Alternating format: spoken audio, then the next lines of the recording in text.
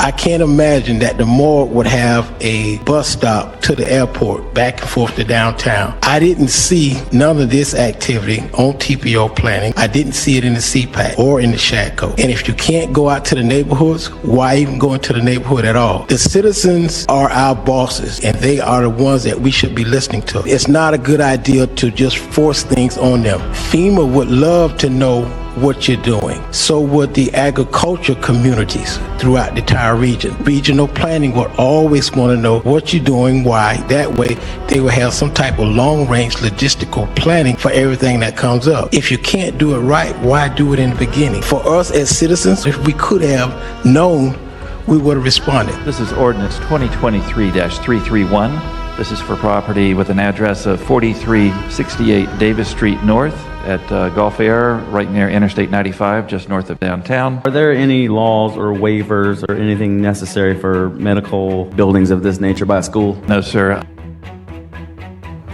Not for a medical office like this. There would be no limitation on the zoning. Council recently passed some legislation appropriating some money for this location. Yes, in April of this year, the City Council authorized a $62.8 million appropriation and a CIP amendment to add these dollars to the fiscal year 22-23 CIP for construction of this medical facility. CCG1, currently we have a space, and we changed it to PBF1. Will the allowable size of the square footage change? Because in this case, he mentioned he wanted to go up to 52,000 square feet. I'm not prepared to say absolutely, but it is possible that if this does get rezoned to PBF1, that we would need to explore whether there is a need for a zoning exception, which would be another public hearing, specifically to allow for a building size greater than 40,000 square feet. Thank you. Under the current zoning that it is right now, it cannot be built, correct? That's a good question as to whether they could actually do this under CCG1, and I don't have a definitive answer for you. And the reason I ask, because the past administration, City Council appropriated $62 million. What will happen to the $62 million if it don't get passed? It sounds like there are some unanswered questions here, so you obviously have the option to continue the public hearing, to defer it to the next meeting. May give the Medical Examiner's Office and the Public Works Department an opportunity to try to set up some time to reach out to the constituents as well.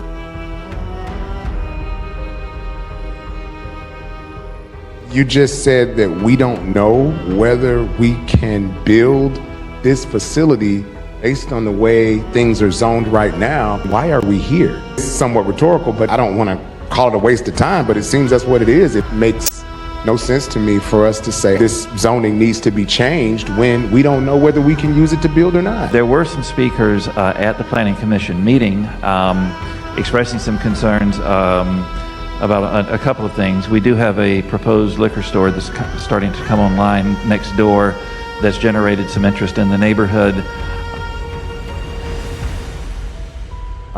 So there were some questions about the appropriateness of the proposed examiner's office adjacent to a liquor store, as well as across the street from a school. Ultimately, though, the Planning Commission, by a vote of 5-2, felt that this was the appropriate location.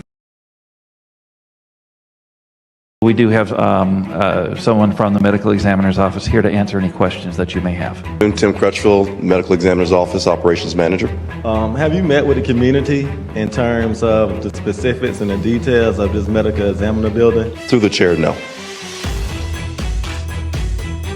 What were the reasons specifically that this site was chosen as opposed to other sites in the city? Back in March of 2020, we did an extensive site search with Gresham Smith. We started with over 36 properties that had to meet specific criteria around the city of Jacksonville and also be on the west side of the St. Johns River. After going through all those sites, many of which needed remediation, we had to take a look at the remediation piece, the proximity, because we also support 4 other counties other than Duval. So coming back to city-owned property to save the taxpayers' money, the city had that in surplus, and it met all of our needs, as well as proximity. I do think it's important that we have the community input so that when these decisions are made, people feel like they're involved with what's going on in their backyard? Same thing here. I just want to echo what Councilman McGaffney and Johnson just said, having a community meeting to let constituents know what's going on. How many properties did you vet? You said there were 36 potential Approximately properties. 36. I am the medical examiner's office, so this was working in collaboration with the Department of Public Buildings and Public Works, but to my recollection, around about 36. Of course, that was back in March of 2020. You said that out of the 36, there were only a few of them that actually met the criteria. Some of which, however, they were either contaminated, soil contamination, which would have cost millions of dollars to my understanding for remediation. I do remember some properties over in Talleyrand area.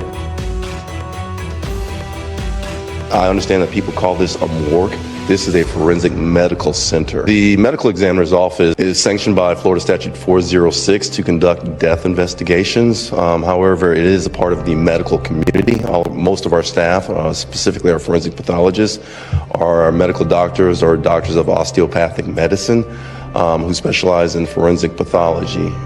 We investigate deaths or causes and manner of deaths which are ruled for cases which fall up under our jurisdiction, as well as we have collaboration with Lake Erie College of Osteopathic Medicine for medical training, as well as relationships with University of Florida with their fellowship programs for pathology. Understood. And not to belabor the 36 locations and sites that y'all searched, did y'all look for commercial spaces in there and residential? When I'm looking at it on a map, it's just right next to a bunch of houses. So for a non-planning person, it just looks odd. You said it's not a morgue, that it is a forensic medical center. What's the difference? Does that mean there'd be another facility off-site that would function as a morgue, or would this site as well be the forensic medical center as well as house those unclaimed remains?